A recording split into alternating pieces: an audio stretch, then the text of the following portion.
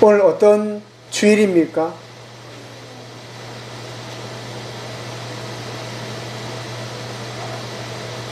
예전의 절반 지나가는. 미애 오늘 무슨 주일이에요?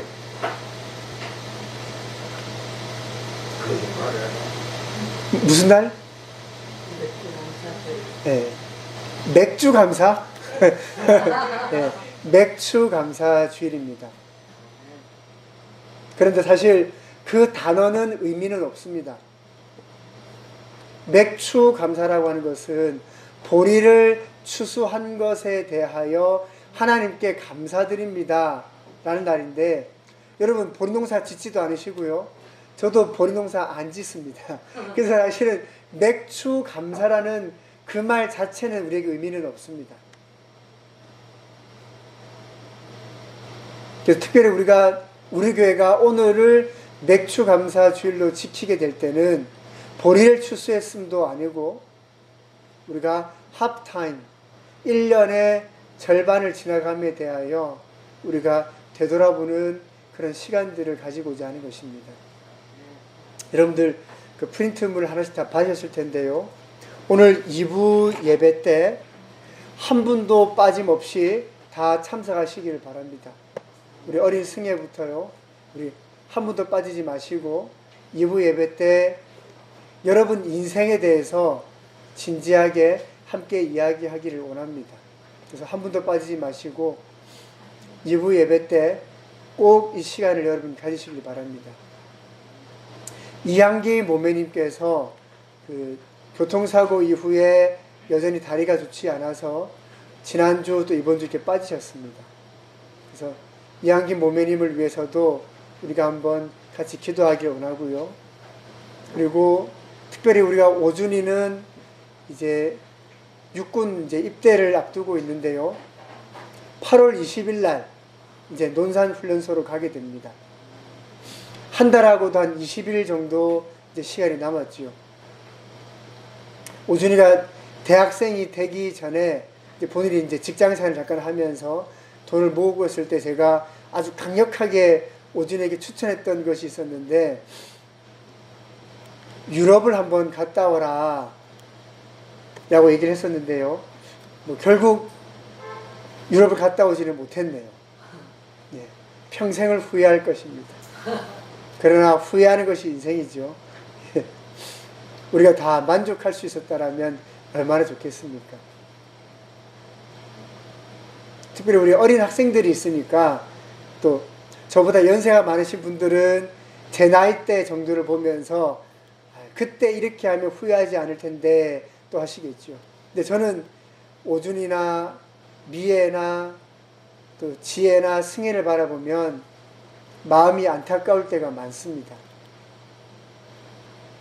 미애를 바라보거나 하면 저렇게 살면 안 되는데 라는 게 눈에 다 보입니다. 그런데 본인들은 그걸 못 느낀단 말이죠. 그러니까 잔소리밖에 안 됩니다. 싫은 소리 또 하고 또 하고 또 하고 듣기 싫은 소리가 됩니다.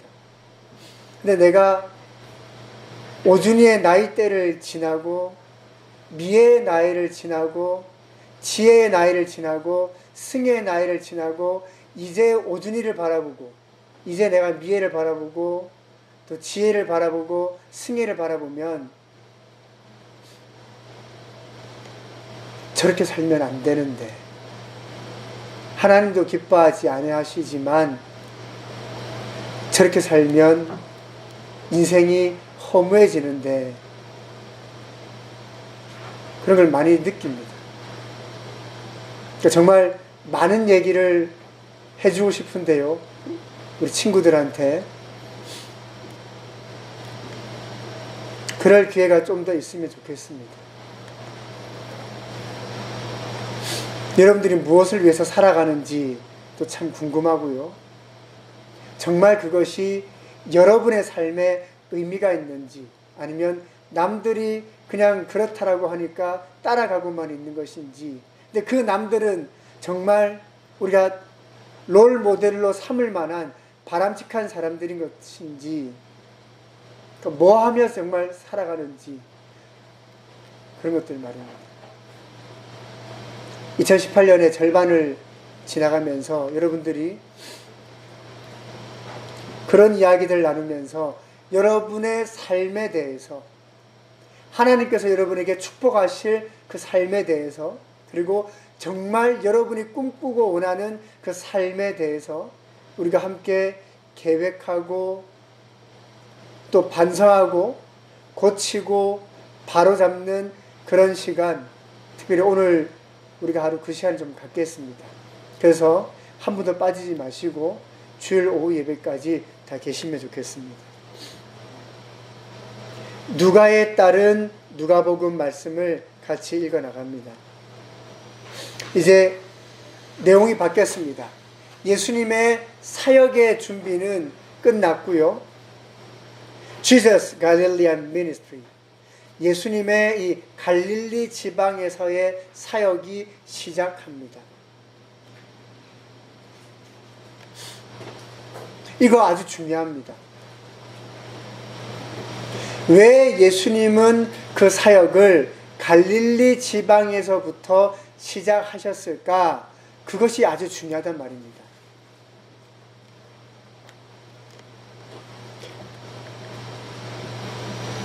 우리가 지도를 보시게 되면요, 예수님이 태어나신 곳은 어디입니까? 태어난 곳이 나사렛입니까? 지혜야, 예수님 어디서 태어나셨죠? 마구간. 그 마구간 어디 있었어? 김영리에 있죠, 마구간. 예수님 김영리 출신입니까? 그 마구간 어디 있었어요? 내가 오준이는 믿습니다. 오준아, 그 마구간 어디 있었어? 그 마구간 어디 있었어? 그 마구간 어디 있어? 마구간?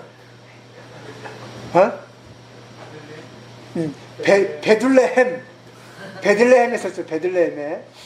예수님, 근데 태어나신 곳은 베들레헴이지만, 미애야, 예수님 어디서 자라나셨니? 나사렛에서 자라나셨습니다. 예수님은 성장한 곳은 나사렛인데 예수님 직업이 뭐니? 그게 어떻게 직업이네? 예수님 직업이 뭐야? 직업.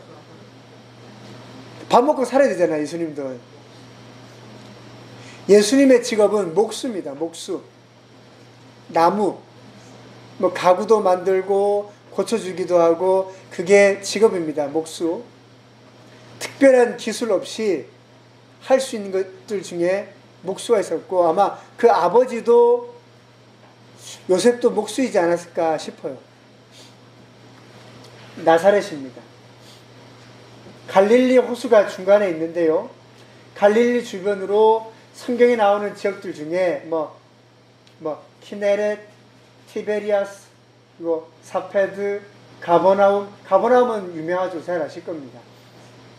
갈릴리 호수라고 하지만 사실은 갈릴리 바다라고도 성경은 나오지만요, 저것은 바닷물이 아니기 때문에 호수입니다.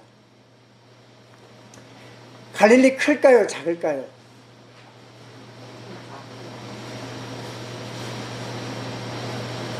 갈릴리 아주 큽니다. 반대편이 안 보일 만큼 큽니다. 그래서 사람들은 바다라고 불렀습니다. 근데 우리는 바다와 호수를 구별하지만 예수님 당시 때는 사람들이 바닷물이 아닌 물, 그러니까 민물, 이런 물을 구별하지 않았습니다. 그냥 물이 모여 있으면 다 바다라고 불렀습니다. 그 당시에는. 그래서 지금은 이제 호수, 바다와 구별하게 되지만, 그때는 물이 많이 모여 있는 곳은 다 sea, 그러니까 바다죠. 바다라고 불렀습니다. 아무튼 갈릴리는 바닷물은 아닙니다.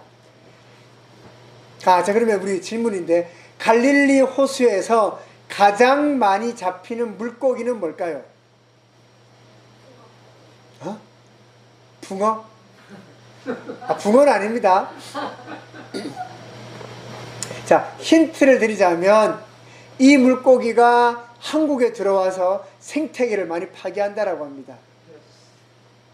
갈릴리에서 피라냐? 아직 한국에 피라냐는 없어요. 아직 큰일 납니다. 막 그러면 막 팔 잘리고 합니다. 피라냐 키우면. 베스입니다. 베스. 이 물고기가 세거든요. 근데 베스를 갈릴리에서는 다르게 부릅니다. 갈릴리에서는 베스라고 부르지 않고요.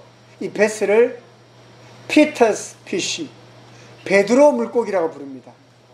왜냐하면 베드로 당시 때부터 낚시해서 먹고 살았던 물고기고, 그러니까 베드로가 잡았을 물고기다 라고 해서 베드로 물고기, 피터스 피쉬라고 합니다. 베스를 그렇게 부릅니다. 그러니까 지금도 많이 잡힙니다. 베스가요. 이제 우리가 누가복음 4장부터 5장 10절까지는 나사렛, 가버나움, 기네사렛 호숫가에 대한 그쪽 지역을 중심으로, 그쪽 지방을 중심으로 예수님이 어떻게 뭘 하셨는가를 좀 보게 될 겁니다. 자, 또 질문이 있습니다. 기네사렛 호숫가는 어딜까요? 지금 갈릴리 호수 얘기하고 있는데요. 기네사렛 호숫가는 어디일까요?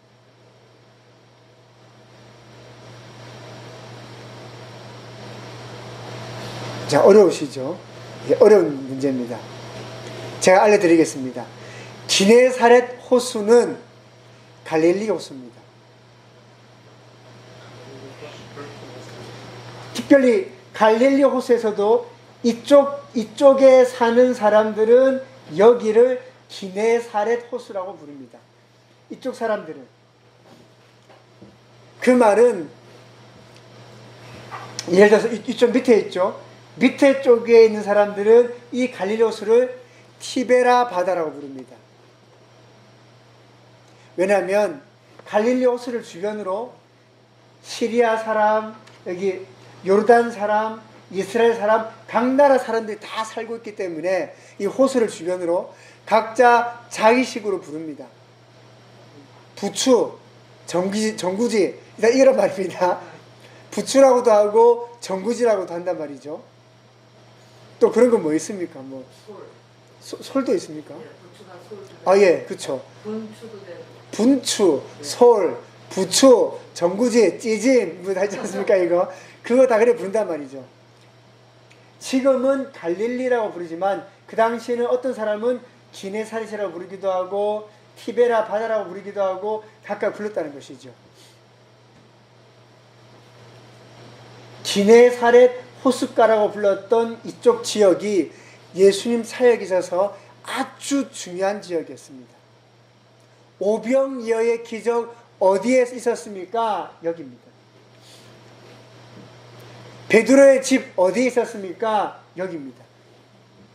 많은 사람들 고치신 곳 어디입니까? 여기입니다. 12제자 어디서 불렀습니까? 여기입니다. 산상수훈, 가난한 자는 복이 있나니 그 팔복, 그 중요한 설교 말씀 어디서 하셨습니까? 여기입니다. 중요하죠. 저 자리 아주 중요한 자리입니다. 그러면 오늘 이제 말씀으로 넘어가기 전에 왜 예수님은 갈릴리 호수를 중심으로 사역하셨을까요? 왜 예수님은 저곳을 중심으로 사역하셨을까요?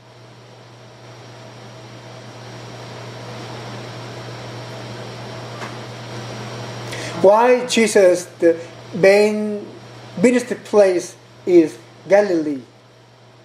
Why? 왜 저곳이 예수님 사역의 중심이 될까요?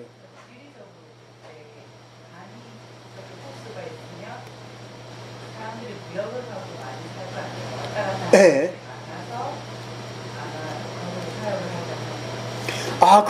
그 아주 예리한 통찰력입니다. 네. 사람들이 저곳에 아주 많이 모였습니다. 그 당시에. 그런데 거기에 하나 더 있어야 됩니다. 지금 아주 중요한 얘기를 하셨는데요. 유대인의 수많은 종교 지도자들, 뛰어난 사람들은 다 예루살렘 근방에 살고 있죠. 거기가 유대 종교 중심이 예루살렘이죠. 성전도 거기에 있고 제사도 거기서 다 드립니다. 그래서 종교심이 뛰어난 사람들, 그런 사람들은 예루살렘 쪽에 있죠. 그러나 삶에 소망이 없는 사람들, 살아가는데 특별히 가진 것도 없습니다. 재산이 없죠. 재산이 없기 때문에 뭔가 소망이 없습니다. 변변한 직업도 없습니다. 변변한 대단한 가문 집안도 아닙니다. 그러면 이제 어떻게 됩니까?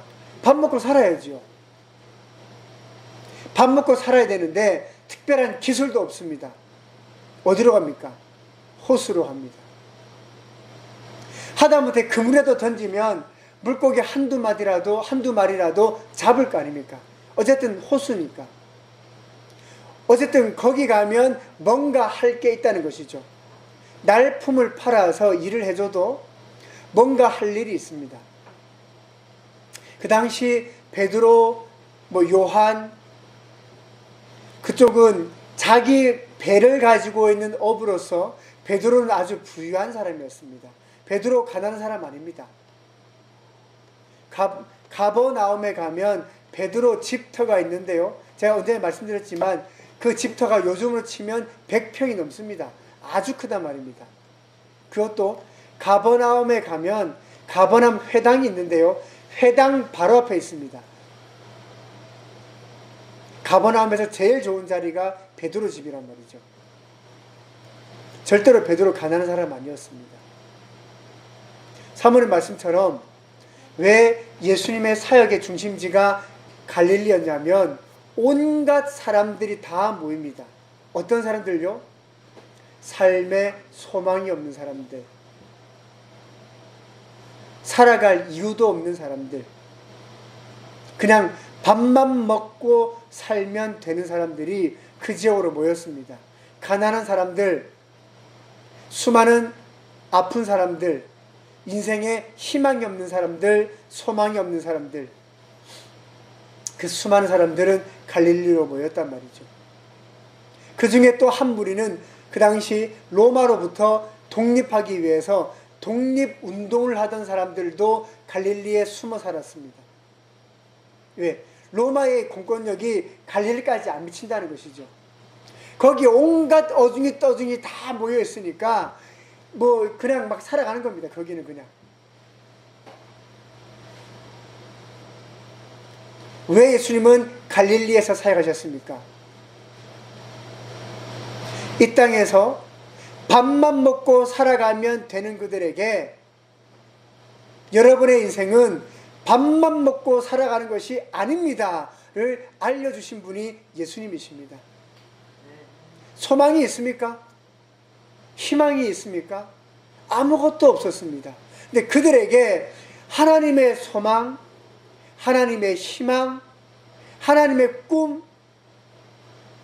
알려주신 분이 예수님이십니다. 그 말하지 않습니까? 가난한 자는 복이 있나니. 가난한 자가 누굽니까? 바로 그 말씀 듣는 그 사람들입니다. 바꾸고 말하면 너는 복이 있다. 사랑하는 여러분, 갈릴리로 모인 사람들은 본인들 스스로도 우린 저주받았어, 우린 복이 없어 라고 생각하던 사람들입니다. 아무도 그들 향하여 너희는 복이 있다라고 말하던 사람들이 아니란 말이죠. 근데 예수님은 그들 향해서 너희에겐 복이 있어, 너희에겐 복이 있어, 팔복으로 그들에게 8번이나 복을 외치셨습니다. 너희는 복받은 자들이야, 너희에겐 복이 있어. 얼마나 놀라운 말씀입니까?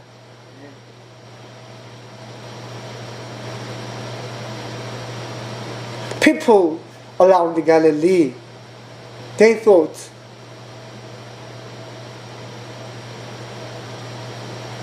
we are the lost people.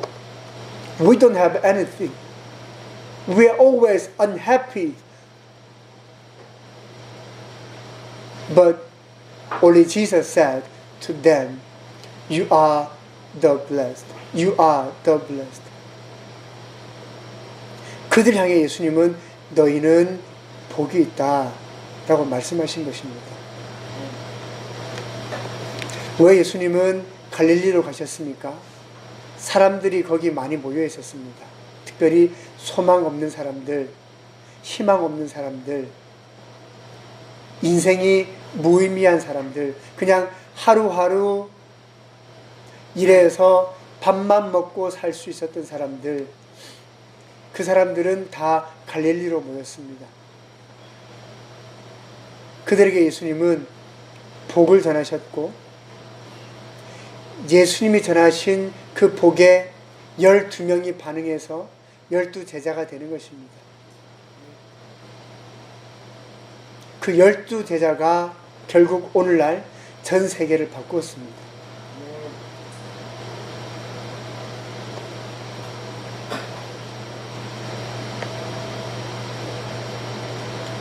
You are blessed.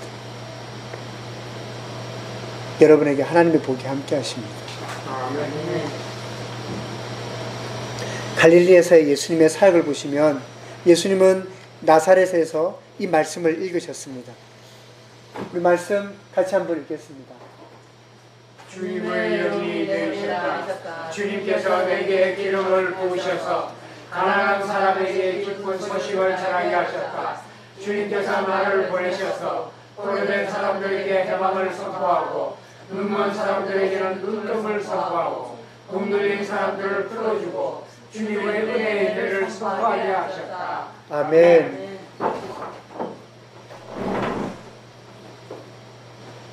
This is mission statement of Jesus. 이것은 예수님의 사명 선언문이죠. 그리고 He achieved this mission statement around Galilee. 그리고 예수님은 이 사명을 갈릴리에서 이루셨습니다. 갈릴리에 가난한 사람들이 있었습니다. 거기에 포로된 사람들이 있었습니다. 거기에 눈먼 사람들이 있었고 억눌린 사람들이 있었습니다. 그러나 예수님은 그들에게 찾아가셔서 하나님의 은혜의 때가 왔다라고 말씀하신 것입니다. 하나님의 은혜의 때가 바로 여러분에게 왔다라는 것입니다. 그런데요, 이 말씀을 정확하게 다시 보면 To proclaim the acceptable year of the Lord. 주님께서 받으실 만한 때가 됐단 말입니다. 그 말은 뭐냐면 그 전까지는 하나님께서 여러분을 받지 않으십니다. 여러분은 하나님과 상관없단 말입니다. 죄 많은 인생, 가난한 사람, 주님 가난한 사람 받지 않습니다. 포로된 사람, 주님께서는 포로된 사람들을 받지 않으신단 말입니다. 눈먼 사람, 하나님은 문제 있는 사람들 받지 않으십니다. 억눌린 사람, 주님은 억눌린 사람들 받지 않으십니다. 근데 이제는 주님께서 여러분을 받으실 수 있게 되었다라는 말입니다. 그게 무슨 말이죠? 하나님께서 여러분을 고치신다는 것입니다. 여러분의 가난함을 부유함으로 바꾸신다는 것입니다. 포로된 여러분의 그 사슬을 끊으시겠다는 것입니다. 눈먼 여러분의 그 어두운 눈을 주님께서 뜨게 하시겠다는 것입니다. 억눌렸던 여러분의 삶을 이제 일으켜 여러분을 자유하게 하시겠다는 것입니다. 그러면 주님은 받을 수 있습니다. 사랑하는 여러분, 주님은 가난한 사 받지 않습니다. 주님은 아프고 약한 사람들 받지 않으십니다. 주님은 항상 삶에 매여서 억눌려서 마치 감옥에 갇힌 것처럼 살아가는 그런 사람들, 하나님 그 사람들 받지 않습니다. 그럼 주님은 누굴 받습니까? 하나님 앞에 완전한 자를 하나님은 원하십니다. 누가 주님 앞에 완전합니까? 부유한 자가 하나님 앞에 완전한 자입니다. 부자 되십시오. 하나님께서 받으실 수 있습니다. 포로된 사람들, 하나님 아닌 그 무엇이 여러분을 얽매고 있습니까? 그래서 여러분 인생은 그래서 안 되는 것입니다. 아무리 복받아라 복받아라 복받아라 외쳐도 될 수 없는 것은 여러분 안에 포로됨이 있기 때문입니다. 억눌림이 있기 때문입니다. 아무리 하나님의 말씀을 전하고 생명이 여기에 있고 진리가 여기에 있고 모든 것이 여기에 있지만 여러분은 눈이 멀었습니다. 아무리 전해도 볼 수 없습니다. 그래서 하나님은 여러분을 받지 않으십니다. 그러니 복이 없다는 것이죠. 그러니 진정한 하나님의 축복이 여러분과 관계없단 말입니다.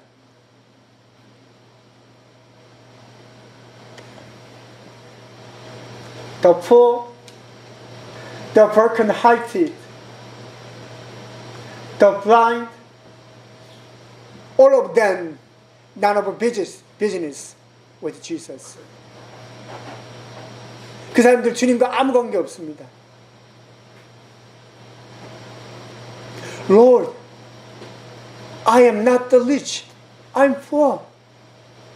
But God said, I will accept the rich. It means I want to change your finance. Follow my way.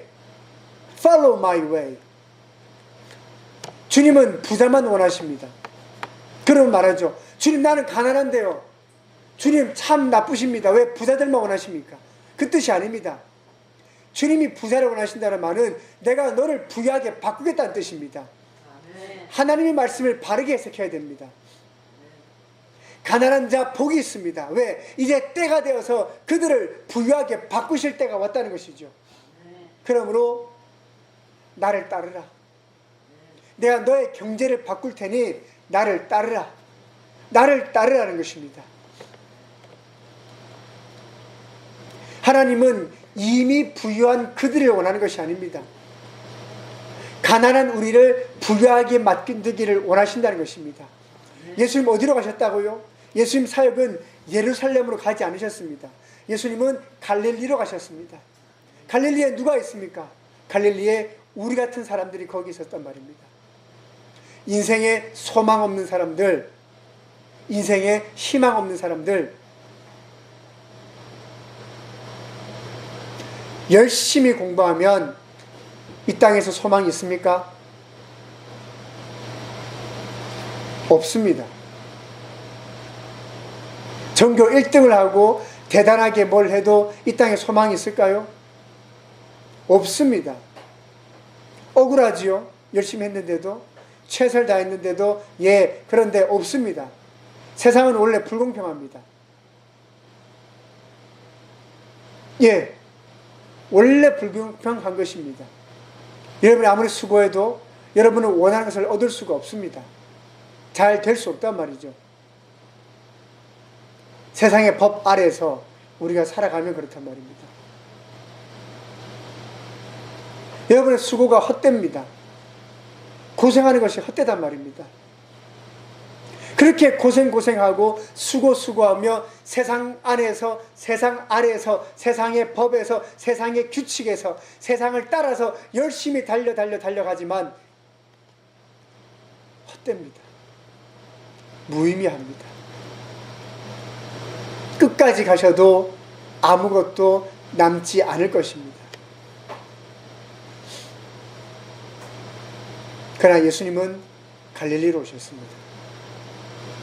예수님은 예루살렘으로 가지 않으셨습니다. 왜요?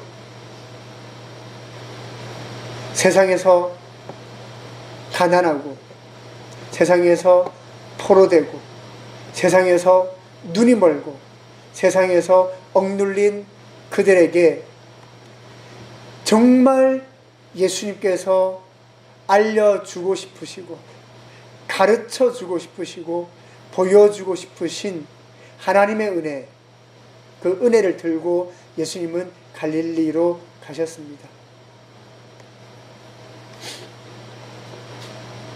진짜를 보여주셨단 말입니다. 여러분 삶에 정말 알아야 될, 보아야 될, 가져야 할 진짜를 예수님은 보여주셨습니다. 알려주셨습니다. 말씀하셨습니다. 그럼 갈릴리 호숫가에 모든 사람이 다 변했습니까? 갈릴리 호숫가에 모든 사람이 다 변했습니까? 아닙니다. 예수님은 가버나움, 고라신 이런 지역에서 특별히 엄청난 하나님의 기적을 일으키셨습니다. 지붕을 뚫어 내렸던 중풍병 환자, 문둥병 환자, 죽었다 살아남은 야이로의 딸, 다 거기 그 땅 그 지역입니다. 그러나 마지막까지도 회개하지 않고 돌이키지 않았던 것이 바로 가버나움, 고라신, 바로 그런 지역들입니다. 지금 가버나움을 가게 되면 거기 뭐가 있을까요? 가버나움엔 사람이 살지 않습니다. 가버나움엔 관광지로, 왜? 예수님께서 살아가신 곳이니까요. 기독교인들을 위한 관광지로 마치 무슨 유원지처럼 만들어져 있을 뿐 사람 사는 곳은 아닙니다. 예수님 말씀하셨거든요.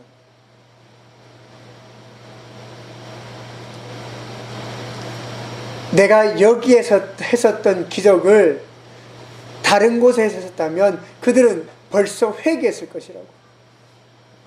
그래서 이곳이 황폐해질 것이라고 예수님 말씀하셨습니다. 예수님 당시 때 그렇게 컸던 도시 가버나움, 고라신 등은 지금 아무것도 없습니다. 그냥 기독교인들이 거길 자주 가니까 돈 벌려고 입장료 받는 그냥 관광지입니다. 여전히 지금도 사람은 살지 않습니다.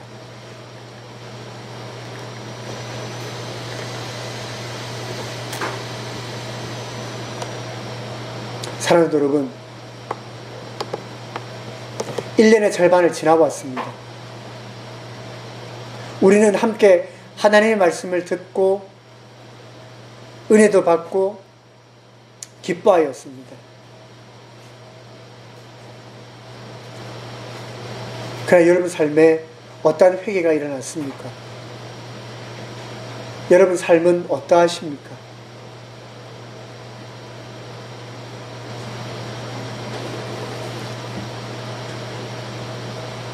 하나님은 주시는 분이십니다. 한없이 주는 분이십니다. 그러나 우리가 끝까지 돌이키지 아니하면 하나님의 진노 앞에 서게 됩니다. 하나님의 자비가 저 지옥까지는 미치지 않습니다.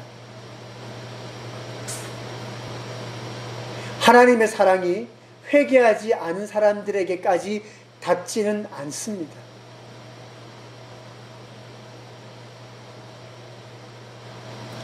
2018년 저는 여러분의 삶이 성공하기를 원합니다. 여러분의 삶이 예수 그리스도 안에 빛나기를 원합니다. 여러분 빛을 잃으셨다면 아직 우리에겐 후반전이 있습니다. 우리에겐 두 번째 기회가 있습니다. We have second chance. 두 번째 기회가 있습니다. 사랑하는 여러분, 이 기회는 놓치지 마십시오. 이 기회를 놓치지 마시기를 바랍니다. 오늘은 우리가 바로 이 하프타임에 대해서 점심 식사하신 이후부터 같이 좀 이야기하고 그렇게 시간들을 계속 갖도록 하겠습니다. 예수님께서 갈릴리로 가셨다라고 하는 것이 은혜가 됩니다. 소외된 그들, 소망 없는 그들, 가난한 그들, 눈먼 그들, 포로된 그들, 억눌린 그들에게 예수님이 먼저 가셨다라고 하는 것이 은혜가 됩니다. 이 시간 예수님은 당신에게 오십니다. 우리 함께 기도하시겠습니다.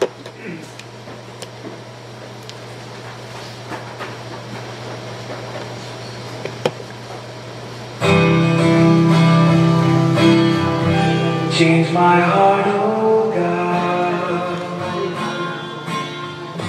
make it ever true.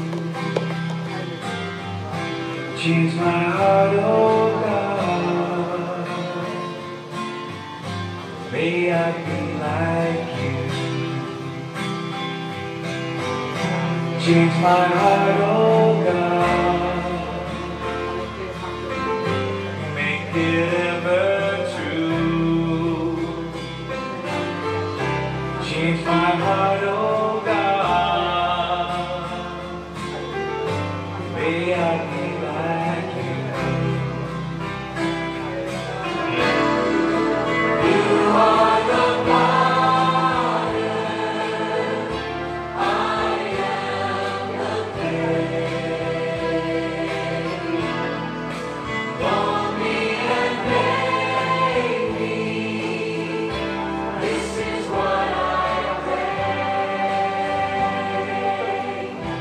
Change my heart, oh God. Make it ever true. Change my heart.